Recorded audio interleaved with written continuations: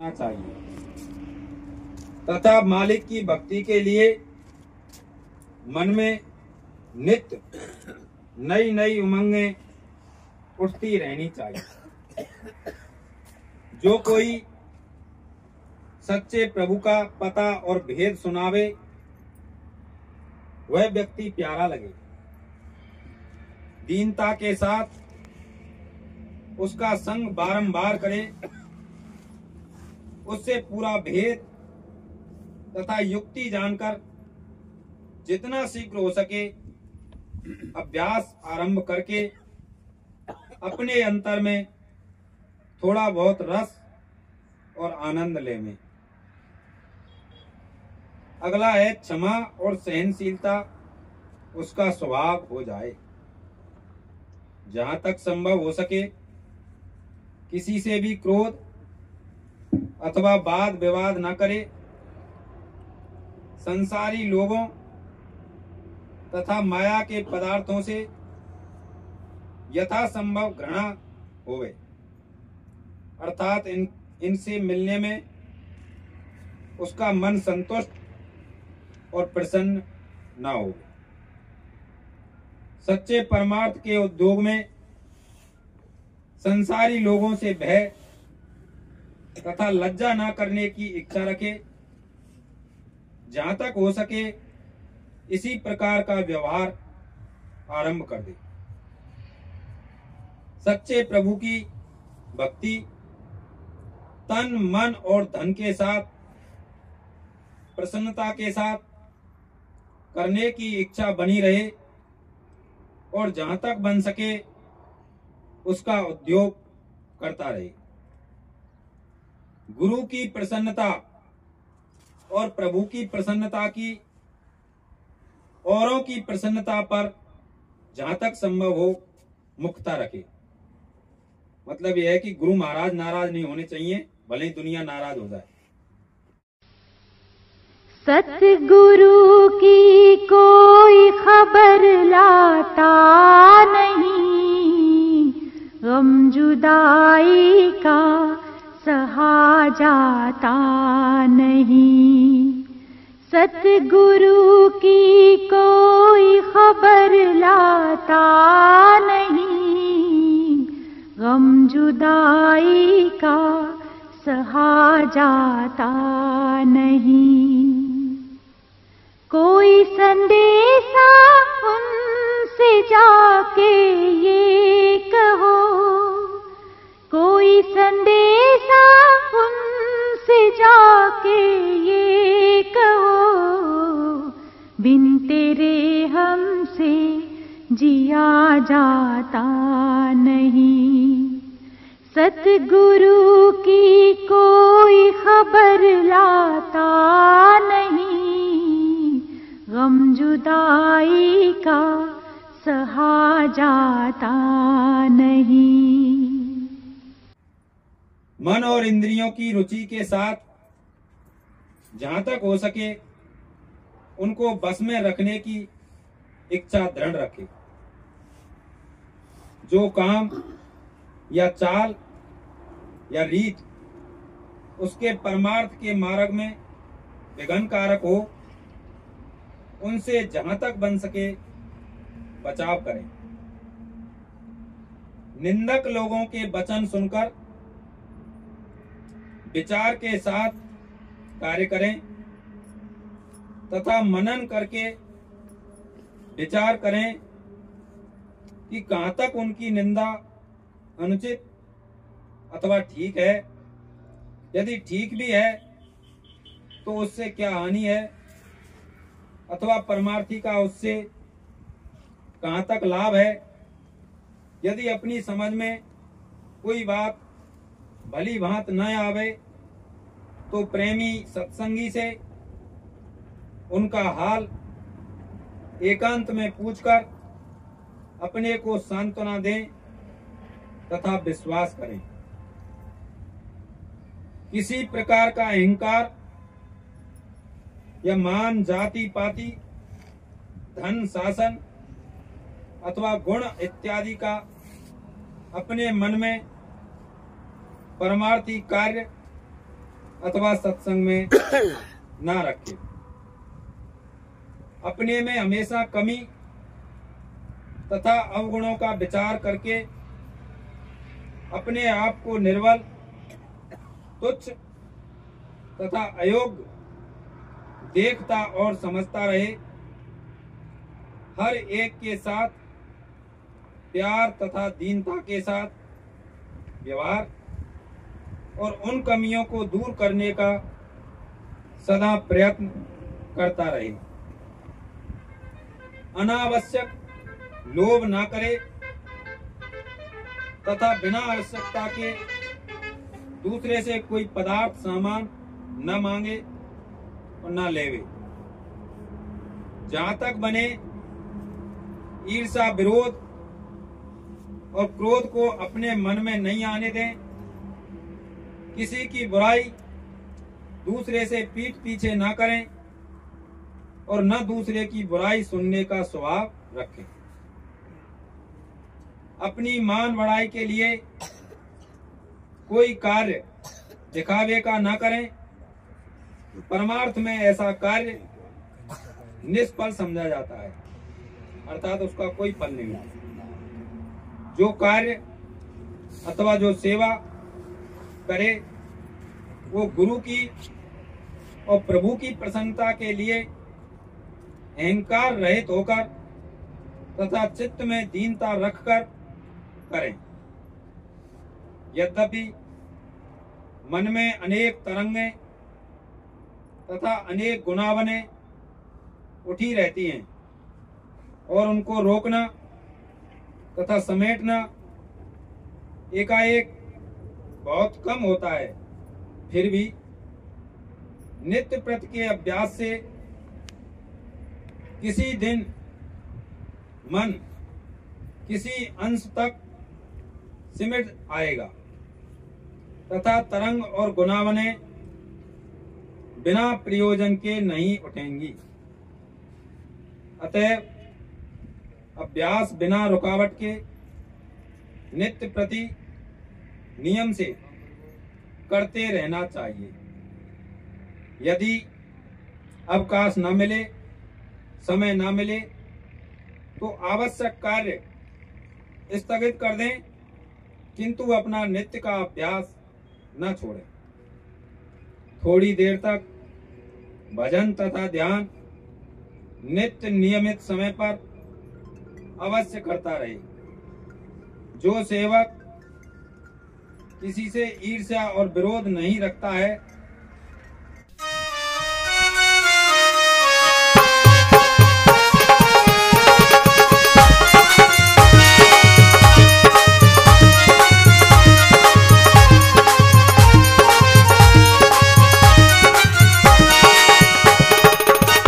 जय गुरुदेव ही राजक होगा दुनिया के प्राणी का, और सभी भरोसा करने लगे गुरुदेव की बाणी का।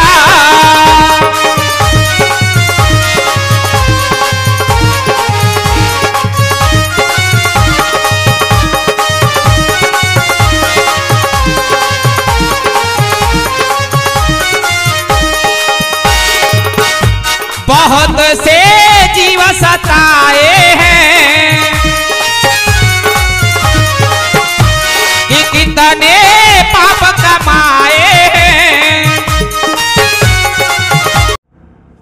जो सेवक किसी से ईर्ष्या और विरोध नहीं रखता, सबसे मिलता और नम्रता के साथ व्यवहार करता है, किसी व्यक्ति अथवा वस्तु में उसके मन की पकड़ नहीं है, मन का अहंकार और मान जिसने छोड़ दिया है अथवा छोड़ता जाता है, श्रम तथा विश्राम जिसके सभी बराबर हैं, क्षमा और संतोष जिनके स्वभाव में प्रविष्ट है,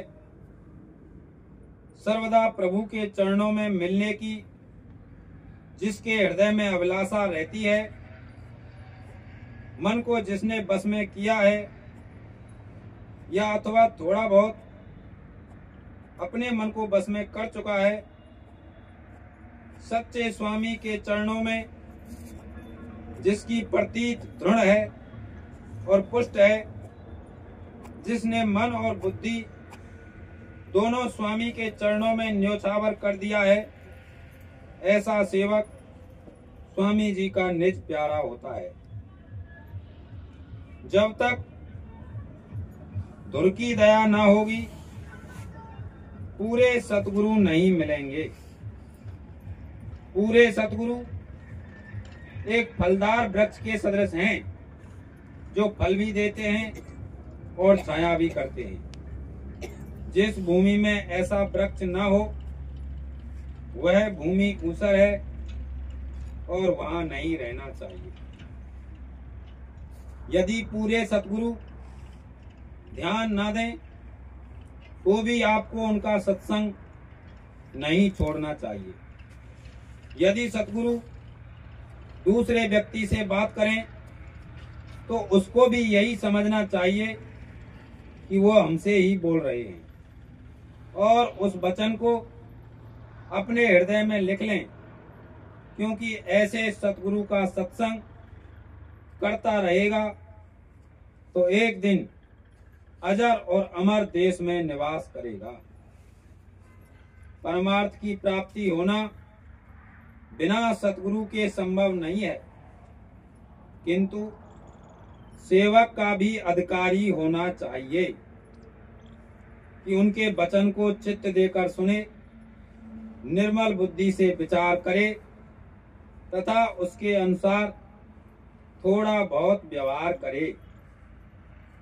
प्रभु का सिंहासन अंतर में है। जो कोई प्रभु की खोज अपने अंतर में करेगा उसे उनका दर्शन प्राप्त होगा। जो कोई उन्हें बाहर ढूंढता फिरेगा उसे प्रभु कदापि कदापि नहीं मिलेंगे। मन की विशेषता क्या है? मन की विशेषता है कि जो कार्य रुचि से करता है उसका रूप हो जाता है। अतः चाहिए कि प्रभु के अतिरिक्त किसी भी वस्तु से प्रीत न करें। प्रश्न तथा उत्तर। प्रश्न: सतगुरु से हमें क्या मांगना चाहिए? उत्तर है, सतगुरु से हमें भक्ति और प्रेम प्रभु के चरणों की मांगनी चाहिए। दूसरा है, सतगुरु के साथ क्या उचित है? उत्तर है, उनके आदेशों का पालन करना। तीसरा प्रश्न, आयु किस प्रकार व्यतीत करनी चाहिए? उत्तर है, प्रभु की याद में, जहां तक संभव हो सबको प्रसन्न रखने में, क्योंकि ये प्रभु का वचन है कि जो कोई मेरे जीव को प्रसन्न रखता है मैं उससे प्रसन्न रहता हूँ।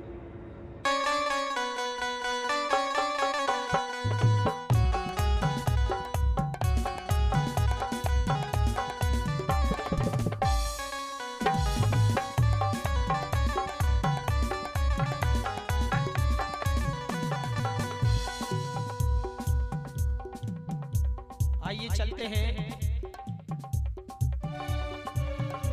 ओ आगे समय खराब है, अरे आगे समय खराब है, तुम छोड़ो मीठ शराब है।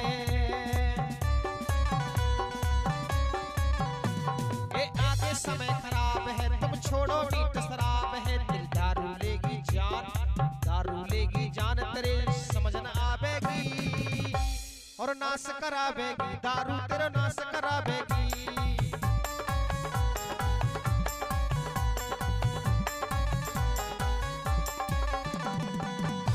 ओ आगे समय खराब है, तुम छोड़ो मीठ शराब है। अरे आगे समय खराब है, तुम छोड़ो मीठ शराब है। दिल दारू लेगी जान, दारू लेगी। अगला प्रश्न, मनुष्य का कौन सा कार्य उत्तम है? इसका उत्तर है परमार्थ कमाना। ये सबसे उत्तम कार्य है। अगला प्रश्न है, परमार्थ से क्या फल मिलता है?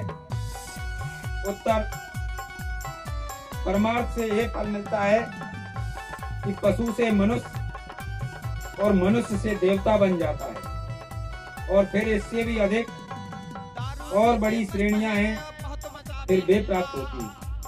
अर्थात समय समय प्रभु के सम्मुख पहुंचकर उनका निज प्रिय हो जाता है। ये परमार्थ का फल है। अगला प्रश्न है, सच्चे प्रभु की पहचान किस भांति हो सकती है?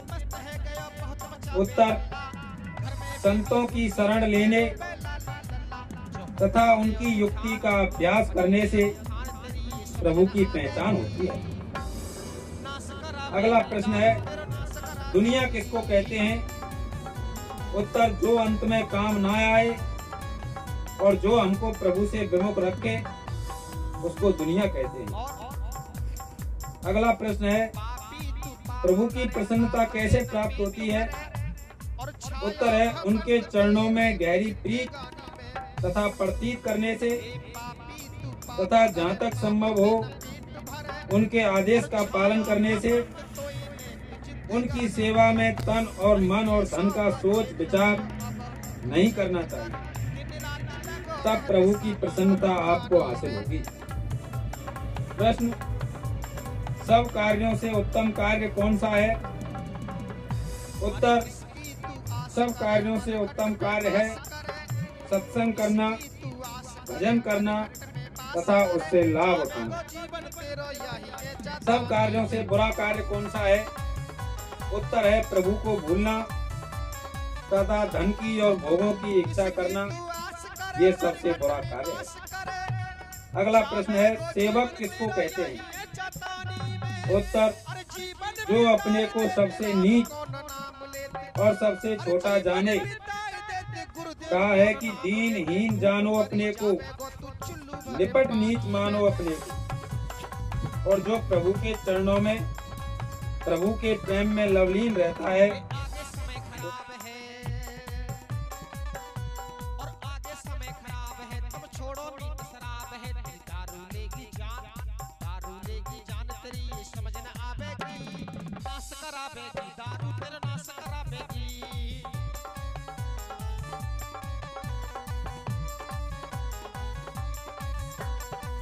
और देखिए परम आदरणीय फौजी श्री गिरिराज सिंह जी और परम आदरणीय प्रीतम सिंह जी, आगे समय खराब है, हे आगे समय खराब है, तुम छोड़ो मीठ शराब है।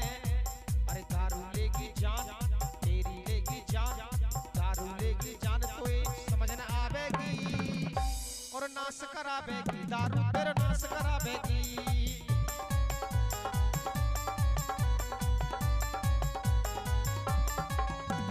कुदरत है कुछ कहने वाली बाबा जी समझावे, कुदरत है कुछ कहने वाली बाबा जी समझावे, मुर्दा मांस अगर जो खावे बीमारी लग जावे।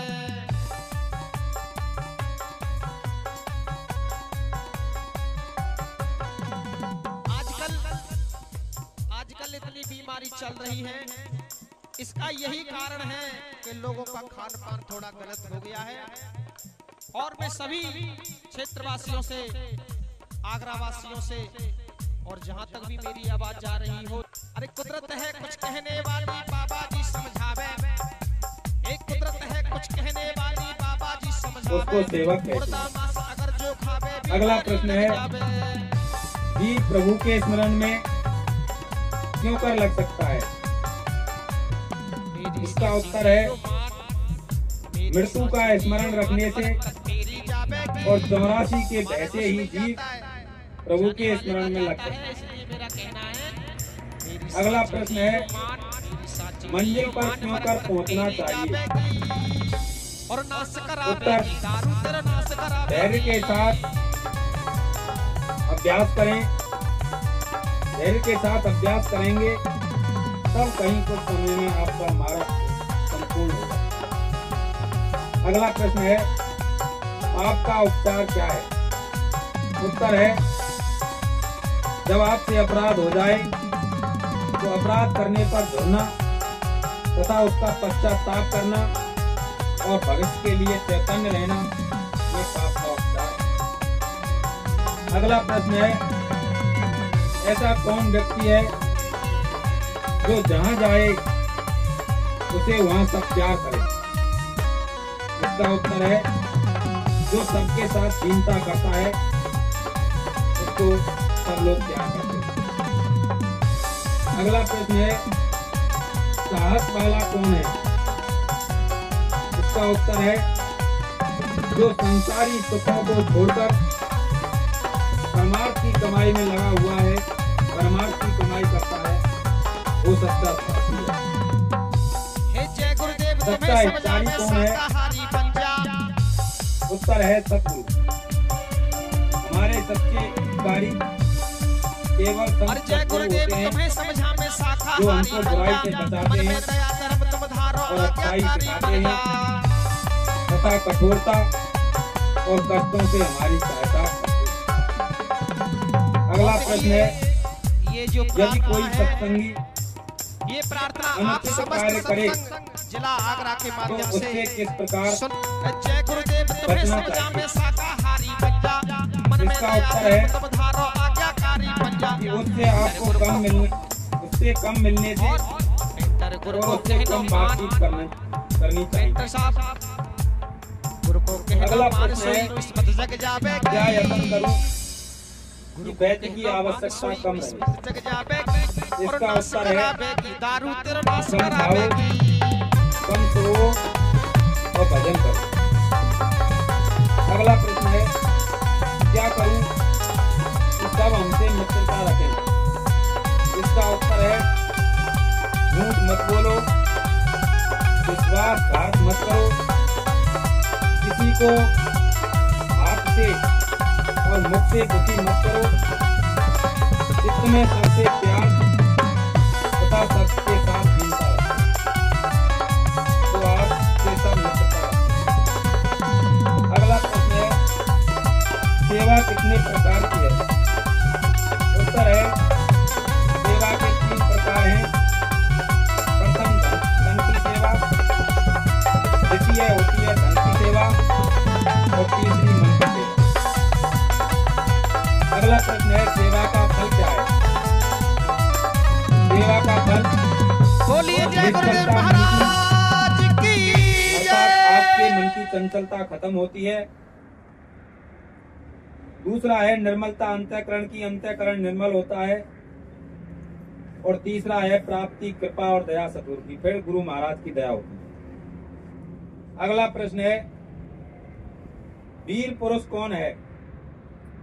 उत्तर है, जो संसार के बिगड़ने से, संसार की घटनाओं से जो अप्रसन्न नहीं हो, मलिन हृदय नहीं हो, वो वीर पुरुष है।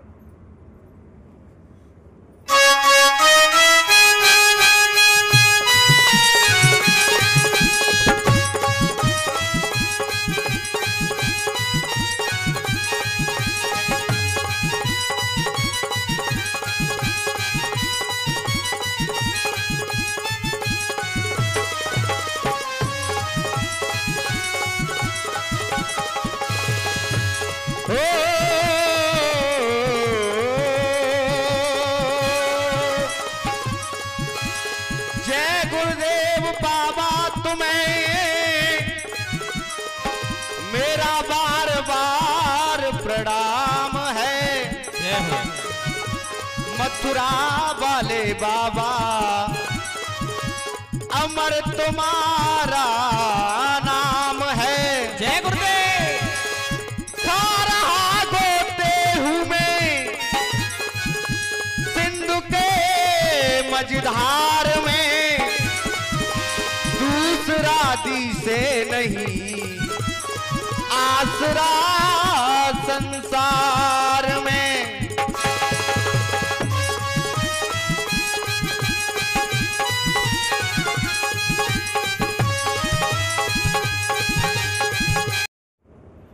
आगे वचन है गुरु महाराज का कि एकांत में अधिक लाभ है।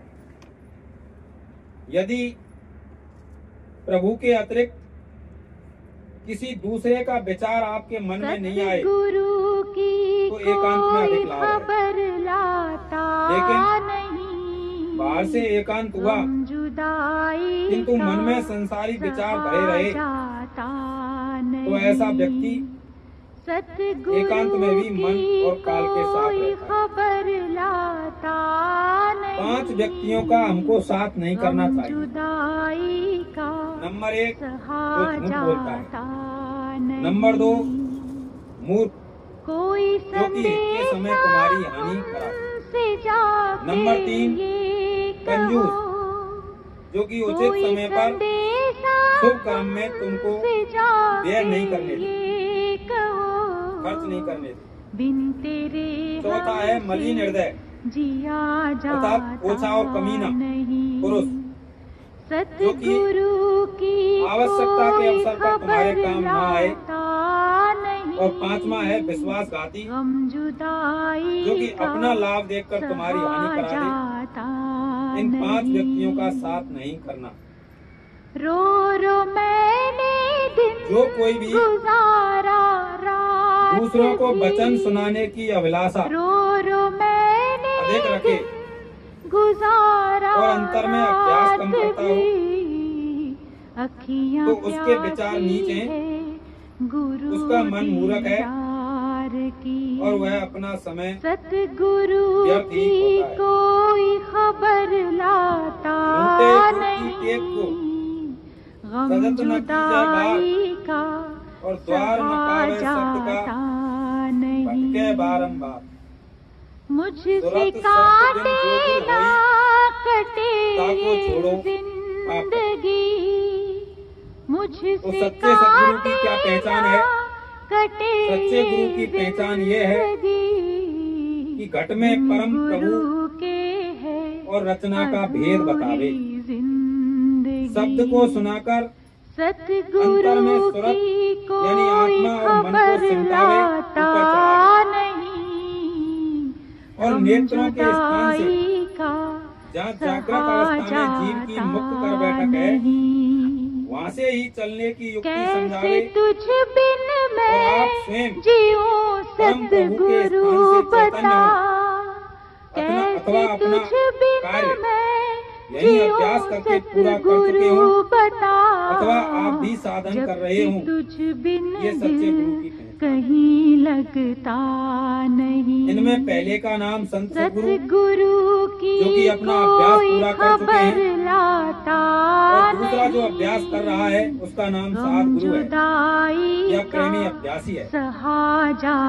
इन दोनों के उपदेश और सत्संग में दिल तो चाहता है गुरु को खत लिखो, नहीं है दिल तो चाहता है गुरु को अब जीवों को स्वयं विचारना चाहिए क्या लिखूं कुछ भी प्रभु से मिलने समझ आता सच्ची युक्ति बतलाने वाला सतगुरु की कोई खबर लाता नहीं। असत्य भ्रमों में तथा बाहरमुखी कर्मों में भटकाने वाला यथार्थ से विमुख करने वाला नहीं। वह तो स्वयं दिल तो कहता है गुरु से जा मिलो, धन और पूजा के लोभ में तो कहता और भी भरमाता है गुरु से जा मिलो, जिसने पाखंड करके पर मुझको अज्ञानता में अपना नाम गुरु रखा है।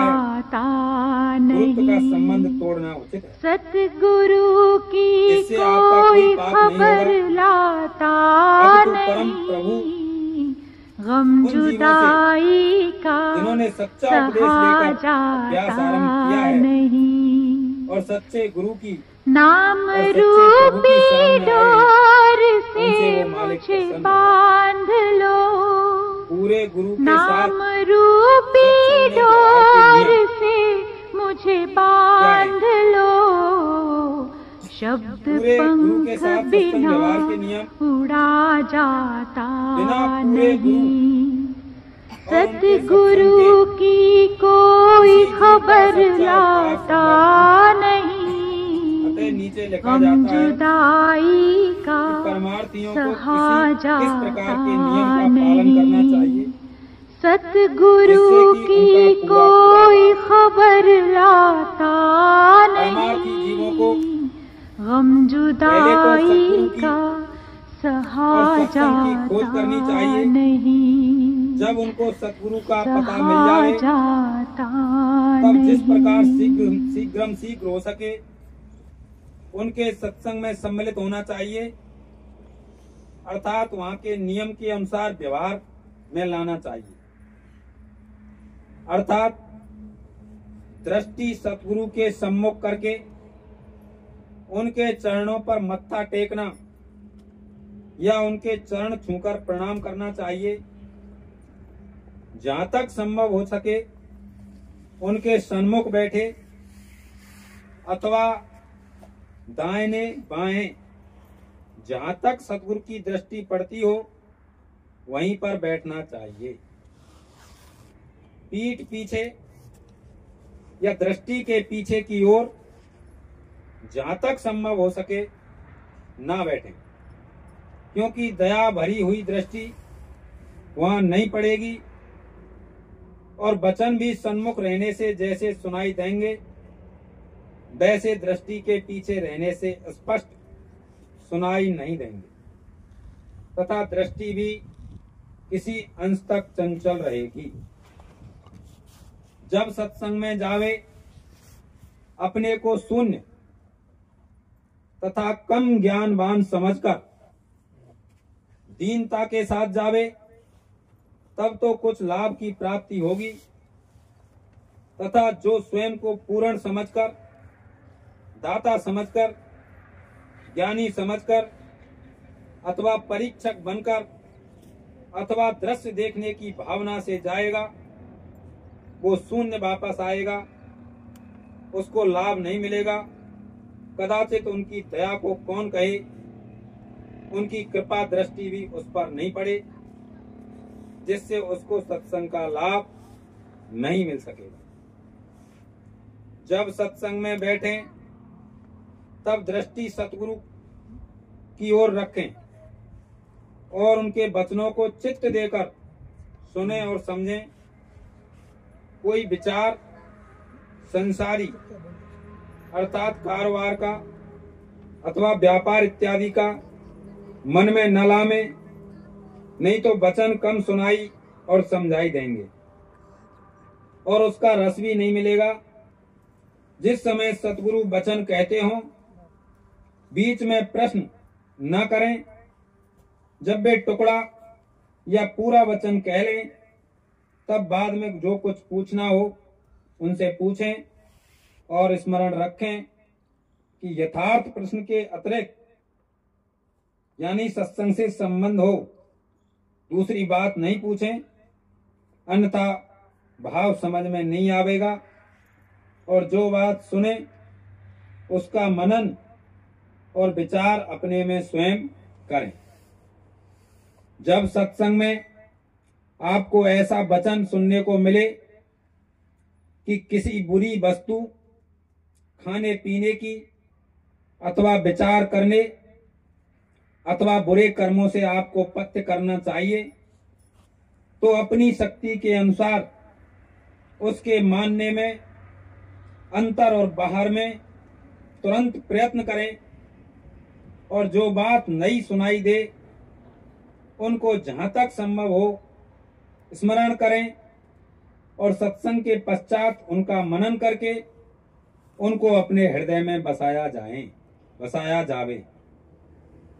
व्यर्थ और निष्प्रयोजन बातें न करें, ना ही संसार के समाचार दुनियादारी की बात सत्संग में सुनावें, ना ही संसार के बड़े और धनी राजाओं आदि की कथा को सत्संग में कहें, ना ही राजा महाराजाओं आदि की उनके व्यवहार और चाल चलन की बातों का प्रकाश करें, ना ही कचहरी दरबार के मामलों की तथा मुकदमा और लड़ाई झगड़ों की व्याख्या सत्संग में करें, ना ही अपने भाई बंधु और संबंधियों के व्यवहार और उनके घरों की और उनके नगर शहर की वस्तुओं का वर्णन भी नहीं करें, क्योंकि ये जितनी भी ये सब के सब कारखाने हैं ये मलिन हैं और परमार्थ से इनका कोई भी संबंध नहीं है। सत्संग में बैठकर मन को संसारी बातों से विरक्त करना है, यानी इन बातों से तो दूर रहना है, विरक्त करना है, ना कि नई नई वस्तुओं की और सारहीन बातों से उसको भरना। इनसे तो मन को खाली करना है, क्योंकि इनसे दूसरों के मन को भी मलिनता आती है। सत्संग में किसी की भी बुराई भलाई नहीं करना चाहिए। किसी के मामले अथवा कार्रवाई पर, चाहे वो संसार अथवा राज दरबार से संबंधित हो, अपने विचार प्रकट करना और अपना मत लगाना ये उचित नहीं है, क्योंकि सत्संग परमार्थ का घर है, न कि संसार के रगड़े झगड़े के प्रकार की बातों का। परमार्थी कक्षा के बाद ऐसी बातें जहां कहीं भी होती हैं, वे परमार्थ के अमूल्य तथा हितकारी वचनों को भुलाने वाली होती हैं। ऐसे संघ तथा समाज में परमार्थी को कभी भी सम्मिलित नहीं होना चाहिए, यानी सत्संग सुनने के बाद भी ऐसे संघ समाजों समूह में हमको नहीं जाना है, जहां इस प्रकार की राजा महाराजाओं की, मुकदमा कचहरियों की, तमाम लड़ाई झगड़ों की, यानी इस तरीके की बाहरी संसारी बातें होती हैं। यदि कोई कहे कि विद्या की, बुद्धि की और चतुराई की बात करने में कुछ हानि नहीं है, अब तो इससे विद्या और बुद्धि का विकास होता है, तो उसको समझाया जाता है कि सच्चे सत्संग में विद्या और बुद्धि का विकास नहीं किया जाता। सच्चे सत्संग में तो विद्या और बुद्धि को भुलाया जाता है, ना कि उसका स्मरण कराया जाए और उन्नति का प्रयत्न किया जाए। ऐसी बातें परमार्थी वचनों के मनन में, अंतर में भजन और अभ्यास के लिए महान विघ्न कारक होती हैं और ये बाधा उपस्थित करने वाली होती हैं। सच्चे परमार्थी को उनसे कठोर पथ्य करना चाहिए, पथ्य यानी परहेज करना चाहिए, ऐसी बातों से दूर रहना है। सतगुरु और उनके प्रेमी जनों को ये सब बात अति रुचिकर होती है। ऐसे लोगों का जो स्वभावतः ऐसी बातों में रत रहते हैं, सत्संग में सम्मिलित होना वे स्वीकार नहीं करते।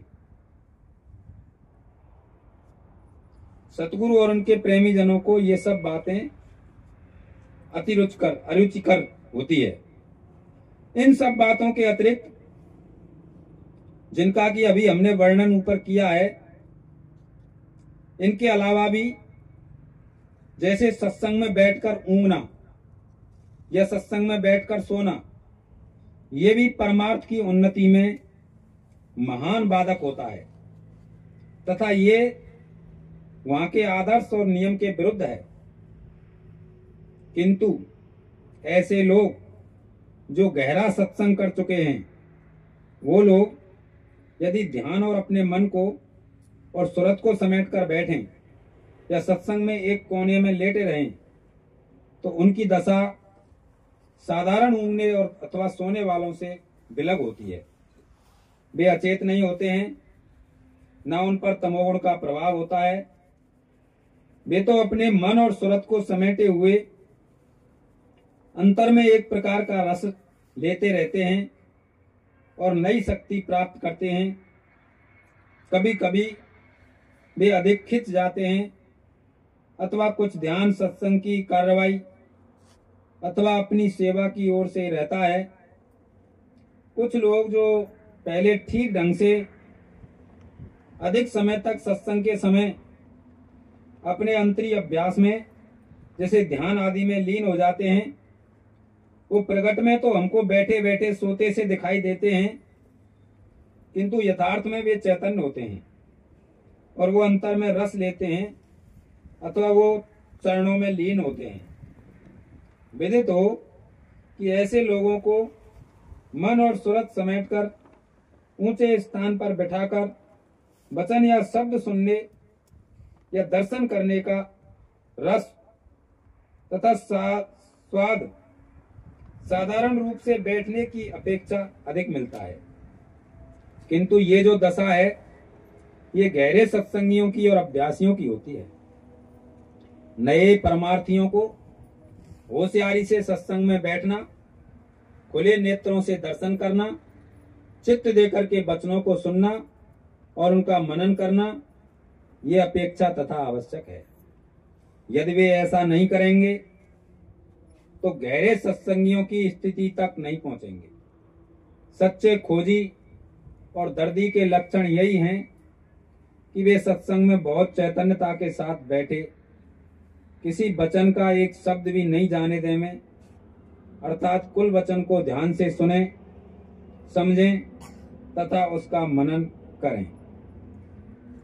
हार चढ़ाने से लाभ। हार चढ़ाने से क्या लाभ होता है?